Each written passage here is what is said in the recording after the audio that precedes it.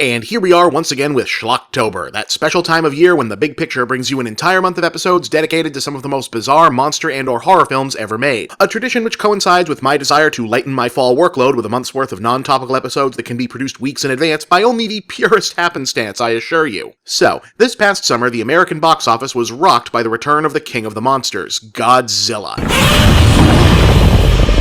which dominated theaters and thrilled audiences nationwide for exactly one weekend, after which the film did respectable but steadily declining business and took significantly longer than initially expected to reach the magic $100 million number given its initial impact, possibly due to mitigating factors like boring enemy monsters, an uninteresting main character, the trailers having misled audiences about the prominence of Bryan Cranston, Godzilla being largely absent from his own movie, and the only interesting character having almost less screen time than Godzilla. But hey, it was pretty good overall, and maybe the sequel will be better. But either way, it was never going to match the impact of the original. Inoshiro Honda's 1954 classic was a grim allegory for the devastation of Hiroshima and Nagasaki, but it was also a massively entertaining genre flick and a massive hit worldwide. Godzilla was the movie that proved Japanese cinema, particularly science fiction, could have a global appeal, and just about every Japanese studio rushed to get their answer to Toho's kaiju flick into theaters during the kaiju boom of the 60s. The X from Outer Space was Shochiku Studios' big stab at a Godzilla-size hit, and it remains an interesting example of the uneasy transitional period where kaiju features were still developing the unique rhythm that would set them apart from more conventional Western science fiction. Roughly half of the film feels like a typical American space flick of the same era. The main characters are some astronauts who spend a lot of time sitting around in a spaceship.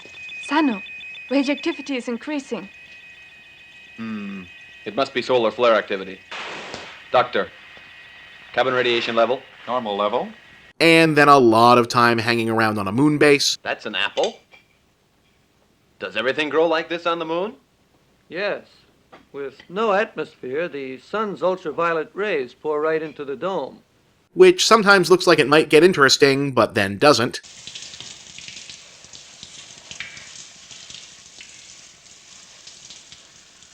And then they're back in space again, where a UFO buzzes them and sprays their ship with strange alien spores, forcing them to land so they can study the substance, which, 45 minutes into a roughly 90-minute movie, finally produces a monster. Look, those lights.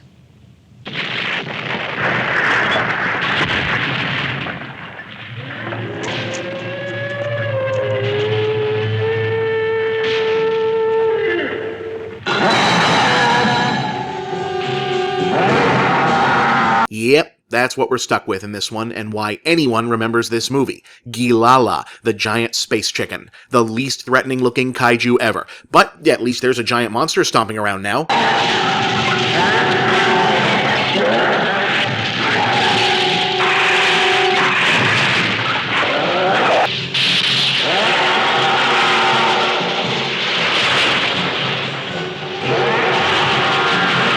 Gilala's thing is that he's here to devour energy and can only be beaten with a substance called gilalanium. Things proceed from there about like you'd expect.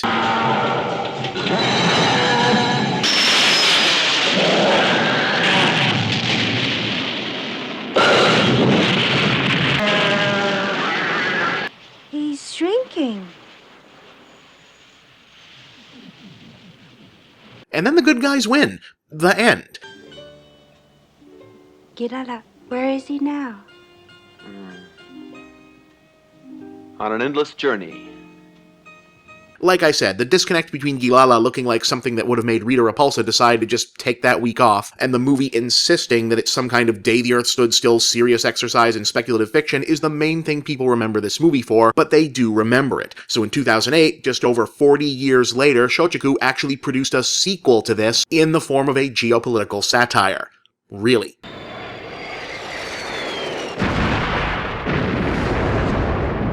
Nani? Sapporo ni kaiju ga arawareta?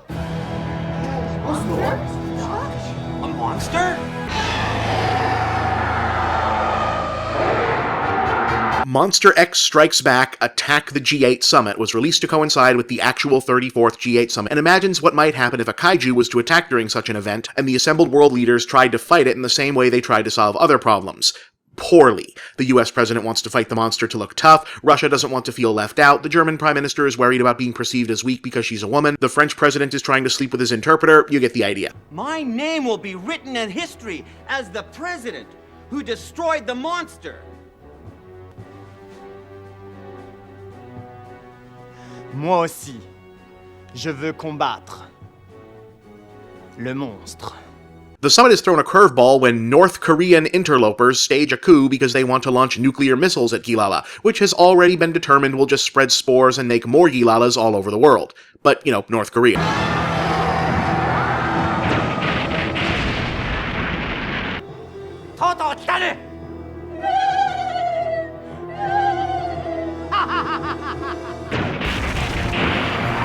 Fortunately, a pair of reporters have discovered an isolated mountain tribe who worship an idol cast in the image and eventually played by Japanese actor, director, writer, comedian, poet, artist, TV star, and game designer Takeshi Kitano, which is prophesized to save the world from Gilala and after some coaching proceeds to do just that.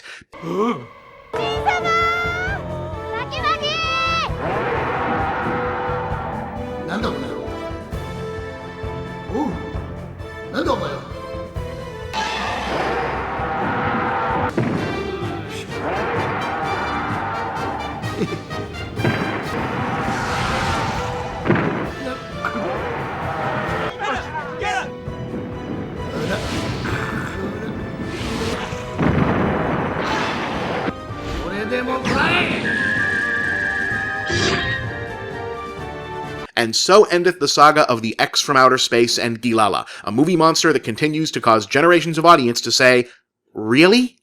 I wanted to start us off soft weird this year because I've got some real doozies lined up. Just you wait. I'm Bob, and that's the big picture.